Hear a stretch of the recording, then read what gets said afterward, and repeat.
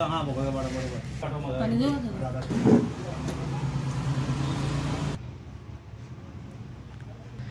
नमस्कार, मशाल news network या लोकप्रिय चॅनलवर आपलं स्वागत आहे. आता आपण आलो आहोत प्रभाग क्रमांक 3 मध्ये. 3 चे उमेदवार वीरेंद्र एकनाथ भुतकडे आणि 3 च्या उमेदवार आहेत कामिनी जय रानडे. राष्ट्रवादी अजितदादा गटाच्या तिकिटावर पालघर नगर परिषदेमध्ये नगरसेवक पदासाठी आपलं नशीब आजमावून पाहत आहेत. आज दोघेही आपल्या सोबत आहेत, मशालशी संवाद साधणार आहेत. कुठलं व्हिजन घेऊन या प्रभागासाठी ते या निवडणुकीमध्ये उतरलेले आहेत, आपण त्यांच्याकडून जरा जाणून घेणार आहोत. नमस्कार, मशालमध्ये आपल्या दोघांचं स्वागत आहे. मी कामिनीताईंना जरा विचारणार आहे, काय आपलं व्हिजन आहे या नगर परिषदेसाठी, काय सांगा. सर, मी पहिले आपलं स्वागत करते आमच्या प्रभागामध्ये. मी 3 मधली उमेदवार आहे, अधिकृत उमेदवार, राष्ट्रवादी काँग्रेस पार्टी अजितदादा पवार यांच्या गटातून. महत्त्वाचं विजन असं आहे आपलं की आपल्या पालघरला 1998ला नगर परिषदेची स्थापना झालेली आहे, पण आमच्या प्रभाग क्रमांक 3मध्ये ज्या सुखसुविधाची गरज होती ती अजूनपर्यंत त्याप्रमाणे झालेली नाही आहे. आम्ही पहिल्यांदा निवडणूक लढवत आहोत, तर आम्ही जेव्हा प्रत्येक व्यक्तीकडे जातो त्यावेळेला त्यांच्या ज्या समस्या आहेत ते समस्या ऐकताना समजताना आम्हाला समजून येते की यापूर्वी 25 वर्ष ज्यांनी कार्यकाळ सांभाळलेला आहे त्यांनी स्वतः तेवढं आपला प्रतिसाद दिलेला नाही आहे, म्हणून आम्हाला आज उभी राहण्याची वेळ आलेली आहे.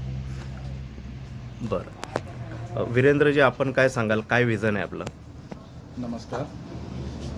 मला हे सांगायचं आहे की आत्तापर्यंत आमच्या इथे जे काय घडलेलं आहे त्याच्यामध्ये आजपर्यंत मला काही असं वाटत नाही की गावाचा विकास झालेला आहे. राहिला प्रश्न इथे आत्तापर्यंत मी जे प्रचाराला फिरलेलो आहे तिथपर्यंत मला सर्व पॉझिटिव्ह भेटलेलं आहे आणि त्यानुसार मला असंही वाटते की कामिनी रानडे आणि मी खरोखर गावाच्या विकासासाठी आम्ही पुढे आलेलो आहे. आणि आम्हाला आमच्या समोर जे आमचे आहेत जे मार्गदर्शन देणार आहेत त्यांनी आम्हाला हेच सांगितलं की आतापर्यंत तुम्ही जर तुमच्या वॉर्ड क्रमांकामध्ये तुम्हाला मी उभं राहण्याची जी संधी दिलेली आहे आणि खरोखर ती हे गावाच्या विकासासाठी दिलेली आहे आणि खरोखर तुम्ही गावाच्या विकासासाठी जावे आणि तिकडे खरोखर त्यांना सांगावे की आत्तापर्यंत जे आपल्याबरोबर घडलेलं आहे खूप चुकीचं घडलेलं आहे आणि त्यानुसार आम्हालाही आता समजलेलं आहे की ह्यापुढे असं काही घडू नये, म्हणून आम्ही प्रचाराला हेच सांगतो की काय जे काय असेल ते तुमच्या मनानुसार करा, आम्हाला कोणावरती टीका लावायची गरज नाही. पण आतापर्यंत जे आमच्या गावामध्ये जे चाललेलं आहे कुठलं काही सुविधा नाही मला दिसत. रस्त्यापासून सर्व जे रस्तं गटार जे काय असतील त्याच्यामध्ये मला तरी असं वाटतं की आत्तापर्यंत मी आणि कामिनी आम्ही जे दोघांमध्ये जे आम्ही प्रचारमध्ये फिरतात तो सर्व पॉझिटिव्ह येते आणि आम्हाला आमच्या स्वतःवरती विश्वास आहे, जेणेकरून आम्हाला आमच्या गावावरती विश्वास आहे आणि गावातल्या लोकांवरती विश्वास आहे की खरोखर आम्ही जे आत्तापर्यंत जी मेहनत घेतलेली आहे खरोखर आम्ही जिंकण्याच्या उद्देशाने आहेत आणि खरोखर त्यांच्या आशीर्वादाने जिंकतील आणि खरोखर गावाचा आम्ही विकास करणार याची एवढी मला कल्पना आहे, खात्री आहे. बरं कामिनीजी, मी आता आपल्याकडे येतो. आपला प्रश्न असा आहे की आपल्या प्रभागामध्ये आपण आता प्रचारार्थ फिरत आहात, काय समस्या मांडत आहेत मतदार आपल्यासमोर, काय सांगाल? तर ते आम्हाला समस्या मांडतायत अपूर्ण रस्ते. म्हणजे आज ते जिथे जातात तिथे त्यांना खड्ड्यांचा खूप मोठ्या प्रमाणात सामना करावा लागत आहे. एखादा पेशंट व्यक्ती असेल किंवा वयोवृद्ध व्यक्ती असेल त्यांना या गोष्टीचा खूप त्रास होत आहे. लहान मुलं शाळेत वगैरे जातात, निघतात घरून तर वेळेवर निघतात, पण तिथे पोहोचेपर्यंत त्यांना खड्ड्यांचे रस्ते एवढे ओलांडावे लागतात ना की शाळेत वगैरे उशिरा होतोय. त्याच्यानंतर स्ट्रीट लाईटचा प्रॉब्लेम आहे. महत्त्वाचं म्हणजे काय आहे, आजकाल असुरक्षितता एवढी वाढलेली आहे ना की महिला सुरक्षित नाही आहेत. तेही एक प्रॉब्लेम आहे. आपल्याकडे इथे मोरवाली गाव, चिंचपाडा, बालशीपाडा या ठिकाणी आपण गेलो ना तर तिथे पाहिजे तेवढे स्ट्रीट लाईट नाही आहेत. इवन लोकांना घरकुल योजनेचा जो लाभ, जो सरकारी योजना आहे ती सुद्धा योजना त्यांच्यापर्यंत पोहोचलेली नाही. म्हणजे तर नगरपालिका हद्दीत राहून ग्रामपंचायतील व्यक्तीपेक्षाही बदतर कंडिशन आहे त्यांची. ती कंडिशन बघून खूप वाईट वाटते की आपण एवढ्या वर्ष शहरी भागातल्या लोकांना त्या सुविधा अजूनपर्यंत पोहोचवू शकलेलो नाही. इथे कुठेतरी आपलेच व्यक्ती हे पडलेले आहेत की कमीपणा आलेला आहे, म्हणजे त्यांनी त्यांच्यापर्यंत पोहोचलेले नाही आहेत ते. बरं, कुठल्या मुद्द्यावरही आपण निवडणूक लढवत आहात, असा कुठला मुद्दा आहे की जेणेकरून लोक तुम्हाला निवडून देतील? सर, महत्त्वाचा मुद्दा असा आहे की एवढी वर्ष झाली आपलं पालघर प्रभाग क्रमांक 3 यापूर्वी 4 होतं, लोक 30 आहेत. निवडून आलेले व्यक्ती म्हणजे एक वेळ अशी होती ना की हाच प्रभाग क्रमांक 3 शिवसेनेचा गड म्हणून निवडून येत होतं. लोकांना कामं बघायची होती म्हणून त्यांनी एकदा अपक्ष उमेदवार सुद्धा निवडून दिलेला आहे, पण काम जसं तसं राहिलेलं आहे. तर आमचा महत्त्वाचा मुद्दा असा आहे की आम्ही प्रत्येक 2 ते 3 महिन्याने आरोग्य शिबिर लावणार आहोत, जे आजपर्यंत कोणीच केलेलं नाही एवढ्या वर्षामध्ये. शैक्षणिक शिबिर लावणार. आज आपण जर बाहेर गेलो, पालघरच्या बाहेर गेलो, तर पालघरला MPSC हा प्रकार जो आहे ना, हा एवढी जनजागृती नाही आहे. आणि आम्हाला शैक्षणिकदृष्ट्या पण आमच्या प्रभाग क्रमांक 3ला एकदम वर्चस्व याच्यावर न्यायचं आहे. मॉडेल आमचा प्रभाग क्रमांक 3 ना हा पूर्ण मॉडेल वॉर्ड बनवायचा आहे, ज्याच्यामध्ये ना लोकांना सगळ्या सुविधा भेटतील. लोकांच्या ज्या अपेक्षा आहेत की आम्हाला शैक्षणिकचा प्रॉब्लेम येतोय, आता बरेच असे विद्यार्थी आहेत की त्यांची आर्थिक परिस्थिती बेताची आहे आणि त्याच्यासाठी शिष्यवृत्ती हा सुद्धा प्रकार आहे, पण तो त्यांच्यापर्यंत पोहोचत नाही आहे. आरोग्य शिबिर आहे. आरोग्य शिबिरसाठी पण शासनाकडून आरोग्य शिबिर लावण्याच्या योजना असतात, हे सुद्धा त्यांच्यापर्यंत पोहोचत नाही आहेत. घरकुल योजना आहे, जी की गरीब व्यक्ती आहेत ज्यांची कॅपेबिलिटी नाही आहे की ते घर बांधू शकतील, त्याही योजना आहेत. त्यावेळेस सगळ्यात महत्त्वाचं म्हणजे प्रॉपर्टी कार्डचा इश्यू आहे. आज आपण जर प्रॉपर्टी कार्ड, गावठाण जागा आहे, गावठाण जागेला लोक मोडकळीस आलेल्या घरामध्ये राहतात, त्यांना लोन होऊ शकत नाही आहे, त्यांच्याकडे पैसे नाही आहेत. पैसे असते तर त्यांनी स्वतःहून खर्च करू नये, पण गावठाण जागा असल्यामुळे, प्रॉपर्टी कार्ड नसल्यामुळे त्यांना बँकसुद्धा लोन देत नाही आहे आणि ते मोडकळीस असलेल्या घरामध्ये राहत आहेत. हा सगळ्यात मोठा इश्यू आहे आपल्याकडे.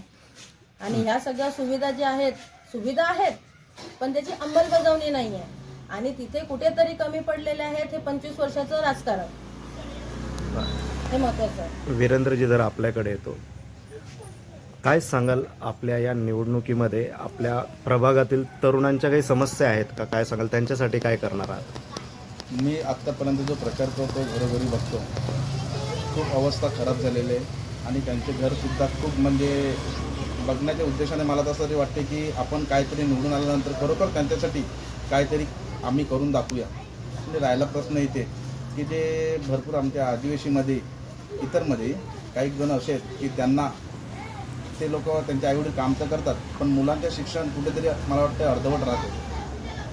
आणि राहिला प्रश्न, ते जेव्हा ते करायला जातात पण त्यांचं तेवढं बजेट नसतो की बाबा आम्ही मुलांना पुढे काहीतरी शिकू. त्याच्यासाठी आम्ही असा विचार केला, कामिनी आणि मिनी, की आम्ही खरोखर निवडून आल्यानंतर गावाचा विकास तर करणारच आहे. त्याच्यानंतर जिथे आज आपली सभा झालेली मीटिंग आहे आपली इथे, या उद्देशाने इथेच आम्ही आहे ना इथे एक कार्यालय टाकू. त्या कार्यालयामध्ये आहे ना आपण जेणेकरून 3-3, 4-4 महिन्यामध्ये आपण गावाचं पूर्ण जे वार्ड क्रमांकाचं जे काय असेल आणि गाव आपला, ह्याच्यामध्ये आपण 3-3, 4-4 महिन्यामध्ये आपण मीटिंग ठेवणार. त्या मीटिंगमध्ये आपल्यालाही म्हणजे आम्हाला दोघांनाही, कामिनीला आणि मला हे माहिती पडेल की खरोखर कुठेतरी गावामध्ये काहीतरी कमी आहे. ते कमी असल्यामुळे आपण इथे गावाच्या पण मीटिंग ठेवणार आहोत आणि जिथे आम्हाला आमच्यापर्यंत ते लोक पोचतील तेव्हा आम्हाला माहिती पडेल की बाबा खरोखर कुठे कुठे आपल्याला जाता येईल. आता इलेक्शन आहे म्हणून सर्वच उमेदवार प्रत्येकाच्या घरी जातात वोटिंगसाठी, पण आम्ही त्यांना एक वचन दिलेलं आहे की आम्ही उमेदवार असल्यामुळे तुमच्या घरी नाही, आम्ही आज आलेलो आहे, खरोखर आम्हाला तुमची गरज आहे आणि आम्हाला तुमची गरज असल्यामुळे तुम्ही आम्हाला वोटिंग करणारच आहे. पण वोटिंग झाल्यानंतर आम्ही ह्यासाठी इथे आम्ही एक कार्यालय टाकणार आहे. कार्यालय टाकल्यानंतर आम्ही तुम्हाला जो शब्द दिलेला आहे तो खरोखर 3-3, 4-4 महिन्यामध्ये आहे आणि आम्ही गावाची मीटिंग घेणारच आणि त्याच्यामध्ये जे काय अडथळा असेल ते आम्ही सुधारण्याचा प्रयत्न करतो.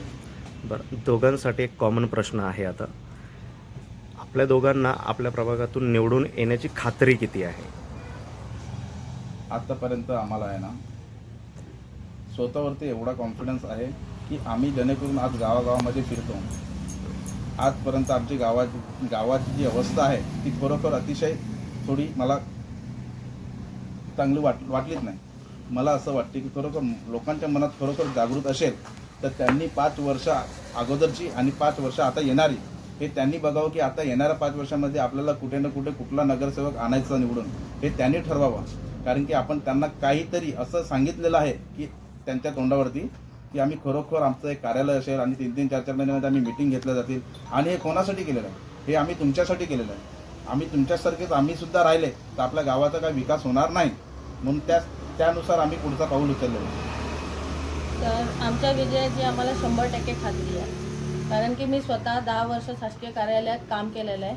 प्रत्येक व्यक्तीशी मी व्यक्तिशः कंटिन्यू भेटत असते म्हणजे त्यांची दाखल्यांची कामं माझ्याकडे येतात किंवा आधार कार्डाची कामं माझ्याकडे, कोणतेही शैक्षणिक दाखले असतात ते माझ्याकडे येतात. त्यामुळे त्यांचे जी अडचणी आहेत ते प्रभावीपणे मी स्वतः बघितलेल्या आहेत, अनुभवलेल्या आहेत. त्यांना येणाऱ्या अडचणी मी समजून घेतलेल्या आहेत. कारण की कसं असते, जूनमध्ये शाळा सुरू होते, त्यावेळेला त्यांना शाळेकडून कळवलं जाते की तुम्हाला उत्पन्नाचा दाखला काढायचा आहे. पण शासकीय कार्यालयामध्ये पण एवढी गर्दी आणि एवढा जमाव असतो की त्यांचे दाखले त्यांना भेटेपर्यंत शिष्यवृत्तीची जी मुदत आहे ना ती संपून गेलेली असते. ह्या सगळ्या गोष्टींसाठी आम्ही त्यांना शैक्षणिक शिबिर लावणार, ह्या सगळ्या गोष्टी सांगितलेल्या आहेत. आपल्याकडची मुलं जे आहेत, आपल्या प्रभाग क्रमांक 3ची मोस्ट ऑफ मुलं आहेत ते फक्त कॉमर्स घेणार, सायन्स घेणार, आर्ट्स घेणार. पण त्याच्या पुढे काय आज म्हणजे काय म्हणतात त्याला, हे एवढं वाढलेलं आहे ना, काय म्हणतात, कॉम्पिटिशन एवढं वाढलेलं आहे की त्या कॉम्पिटिशनमध्ये फक्त ग्रॅज्युएशन करून फायदाच नाही आहे. त्या प्रत्येक व्यक्तीमध्ये काहीतरी नवीन असं असलं पाहिजे. म्हणून आम्ही त्यांचे शैक्षणिक शिबिर घेणार. शासकीय परीक्षा देण्यासाठी काय काय लागते, त्याच्यानंतर कॉमर्स केल्यानंतर पुढे कोणकोणत्या स्ट्रीट्स आहेत की तुम्हाला कोणकोणते मार्ग आहेत, कुठे कुठे काय करायला लागेल, याचे सुद्धा आम्ही शिबिर घेणार आहोत. आणि वयोवृद्ध लोकांचे जेवढे पण अडचणी असतील त्यांना आम्ही प्राधान्यक्रम देणार आहोत की त्यांना कुठेही फेऱ्या मारायला लागू नये. म्हणून आम्ही 3-3, 4-4 महिन्यांनी वयोवृद्ध व्यक्तींसाठी आरोग्यासाठी जे काही कागदपत्र लागतात, एका वेळेमध्ये मॅक्झिमम 2 वेळेमध्ये त्यांचं काम झालं पाहिजे, हे आमचं सगळ्यात महत्त्वाचं आहे. आणि जनता अनुभवी आहे, उपलब्धता जो असेल नगरसेवक त्यांना ते निवडून देतील याची आम्हाला 100% खात्री आहे. आणि आम्ही त्यांच्यासाठी 24/7 उपलब्ध असू याची आम्हाला दोघांना खात्री आहे. याप्रमाणे आम्ही निवडून याची आम्हाला 100% खात्री आहे. एक शेवटचा प्रश्न फक्त कामिनीताई आपल्यासाठी आहे, महिलांसाठी काही विशेष करणार आहात का? हो सर, महिलांसाठी काय आहे, बचत गट आहेत आपले, त्यांना प्रभावीपणे अजून किती वाढवता येईल, प्लस त्यांना रोजगारासाठी कोणाकडे म्हणजे सक्षम महिला जर असेल तर त्या महिलेला कोणाकडे हात पसरवण्याची गरज पडत नाही. त्यासाठी आम्ही महिलांसाठी उद्योजकता हे करणार आहोत. त्यांच्या सुरक्षेसाठी आम्ही आमच्या गावामध्ये CCTV कॅमेरेज बसवणार आहोत. त्याच्यानंतर मुली आणि यांच्या शैक्षणिक गोष्टीसाठी काय सहकार्य करता येईल, जास्तीत जास्त सहकार्य करण्याचे आम्ही प्रयत्न करणार आहोत. ओके, नक्कीच धन्यवाद वीरेंद्रजी आणि कामिनीताईने आपण मशालशी संवाद साधला. तर नमस्कार प्रेक्षक हो, हे होते महत्त्वाचं आम्ही दोघं राष्ट्रीय काँग्रेस पक्षाकडून उभे आहोत. आम्हाला जो सहकार्य केलं आहे श्री अजितदादा पवार यांनी, आमच्यावर जो विश्वास दाखवलेला आहे, त्याच्यानंतर आमचे तालुका अध्यक्ष आहेत संदेश पाटीलजी, त्याच्यानंतर आमचे तालुका शहर अध्यक्ष आहेत श्री असलमजी मनियार, तालुका सरचिटणीस आहेत श्री जय रानडे. यांच्या सहकार्याने आम्ही आज इथे उभे आहोत. आम्ही त्या सगळ्यांचे आभार मानतो आणि जनतेचे विशेष आभार मानतो की ते आमच्यावर विश्वास दाखवणार आहेत आणि ते आम्हाला निवडून आणतील याची खात्री देतो. नक्कीच. तर मित्रांनो, हे होते वीरेंद्र भुतकडे आणि कामिनीताई रानडे, जे प्रभाग क्रमांक 3मधून नगरसेवक पदासाठी आपलं नशीब आजमावून पाहत आहेत. त्यांनी आपल्या कामाचा जो पाढा आहे, हे लोक काय करणार आहेत, येत्या काळामध्ये यांचं काय विजन आहे, त्यांनी मशालच्या माध्यमातून आपल्यासमोर मांडलेलं आहे. पण येत्या 3 तारखेलाच कळणार आहे की कोण होणार या प्रभागाचा नगरसेवक. धन्यवाद. अशाच ताज्या घडामोडी आणि बातम्या पाहण्यासाठी मशाल न्यूज नेटवर्क हे लोकप्रिय चॅनल सबस्क्राईब करा आणि पाहत राहा.